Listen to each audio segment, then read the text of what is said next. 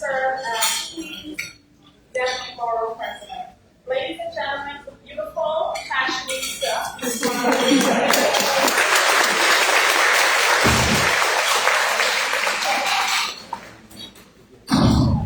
Good afternoon, everyone. Good afternoon. It is my pleasure and honor to see your beautiful faces and to be here with the next generation of leaders and the esteemed honorees, Dr. October and Director Pompey.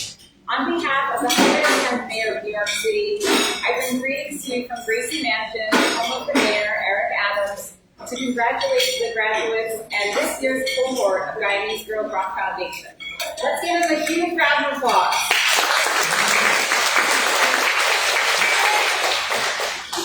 I would like to also recognize another special group of people, the families and caretakers of our graduates and members of the cohorts here. Can you please stand up if you're related to any of the girls? And the parents, siblings. You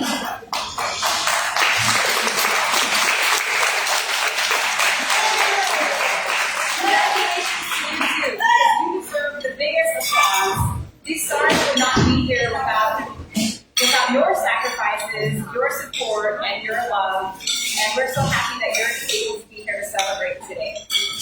My journey from South Bronx to what's affectionately now known as the People's House and to this beautiful place here at Lenorads today really is a testament to God, country, and the American dream. As a daughter of Guyanese immigrants, I acknowledge the sacrifices that my parents and ancestors made in order to allow a path for me to be here today. Growing up, it was a challenge to make ends meet, but it was the educational opportunities that I had that provided the portal to become the woman that I am today. Growing up, I attended public schools in District 29 in Queens, and because of academic potential, I was recruited for a prestigious program just like Guyanese Girls Rock Foundation that provided me the path to Duke, Georgetown, and Oxford universities. This has given me an opportunity to travel to 6 continents and over 45 countries, hundreds of cities, working with state and local leaders.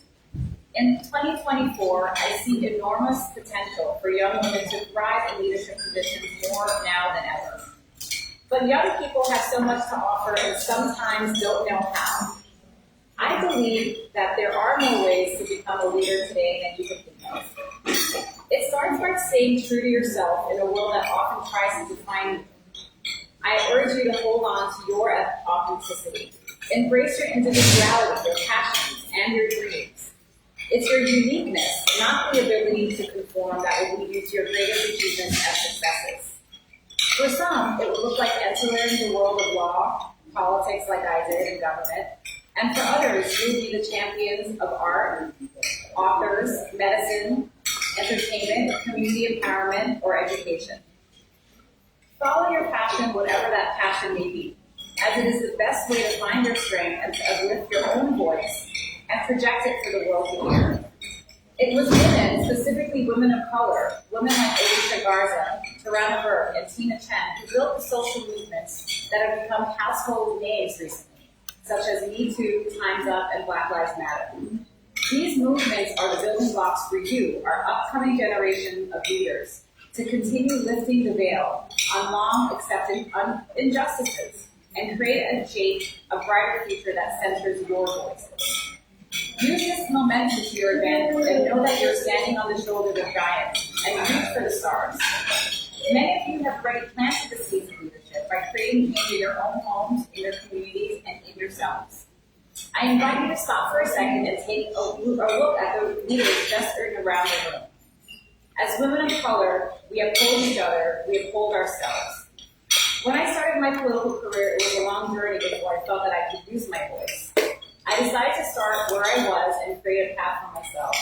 In high school, I joined New York Public Interest Research Group and helped shut down to lobby New York City, the largest toxic site in the country in Staten Island. As an attorney, I used my voice to represent and release wrongly detained clients from U.S. Immigration Court of Appeals after 9/11 and worked to break up internet and cable monopolies. After working in Obama Clinton administrations in D.C., inspired by my love for my hometown, I returned and served as Queens Deputy Borough President for the first Black male and youngest Queens Borough President to help them create offices for youth and gender justice at Borough Hall. Everyone's journey is unique, and I had to find what leadership and representation looks like for me. While there have been more women in government and politics, there were times where I did not feel I had the power dynamics and it hadn't shifted enough to level the playing field. But I used my seat at the table to make sure that representation went beyond a few women at high-level positions and ensure that was representation at policy and at the community level. And now I work for a mayor who incredibly took office and immediately appointed all women deputy mayors. We are familiar with the quote, "Be the change you want to see in the world." Remember that no one knows more than you how to elevate your own communities and yourselves. So as you move forward today and beyond, I encourage you and dare to question, what change would you like to see in the world? How can you be the pioneer of that change? When we talk about leadership and change, we have to think back to the election of Vice President Kamala Harris that signaled an epic change. There will be people who say to you, "You are out of your lane," she said. They're burdened by only having the capacity to see what has always been instead of what can be. But don't let that burden you. Vice President Harris also said, "I mentor a lot of people. I will say to them that you will often find that you're the only one that looks like you in the room, be it at a conference table or in a meeting or wherever you are. But the thing to remember is that you're never in the room alone. When you're in that room, expect that you will use your voice for those who are not in the room and not physically there as well." It's part of the way that I approach my work and always have, she says. So together as women of all complexions, of all ethnicities, of all faiths, we can make a difference.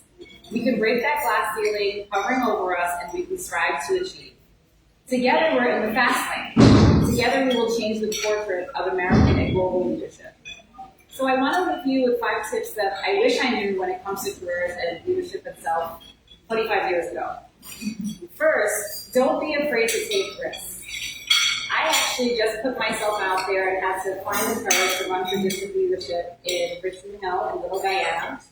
And it took a lot of help with people like Sherry Williams that's here today, and lots of courage. And I had to find my way. It was my first time doing something of that sort, where I was actually putting myself as a candidate rather than working for others. And it was a lot of learning experiences on the way there. I'm sure I can share that same sentiment with Dimple, who's also here today. The road to success is not a straight line, but journeys filled with twists and turns. So each step, whether it's forward or backward, is a valuable lesson that shapes your character. Number 2, networking is an important pathway to different opportunities. Like I said, look at the amazing people in this room, and also virtually through platforms like LinkedIn. Third, reach out for mentorships. Identify who it is that you admire in your field, and don't be afraid about establishing a mentor-mentee relationship. A mentorship is a two-way street, and it's mutually beneficial. Mentors can also learn from you, so think about what you can bring to the table for them. Remember that mentors are often busy, so we have to be aggressive and take the initiative to follow up. Similarly, seek sponsorships. Sponsors are people who, in addition to giving you advice, can help you with funding, scholarships, and jobs. They are people who will open and utilize their networks for you when they see your potential. And last but not least, you can't pour from an empty cup. We all have big dreams, but remember to take care of yourself first so that you don't hit a wall when trying to impact your community. Maintain your health, as my mom says, health is wealth. Keep up your energy and feed your soul, whether that means faith practice, practicing spirituality, or meditation. Women are pillars of support in our communities. We build families and friendships and lean on each other and continue to grow together.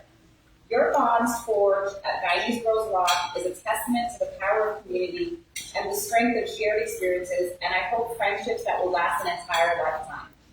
You grow not just academically, but personally, finding your voices and defining your paths. Remember that together we win. You girls rock, you got this, girls are going to lead the way. Thank you for having me, and congratulations.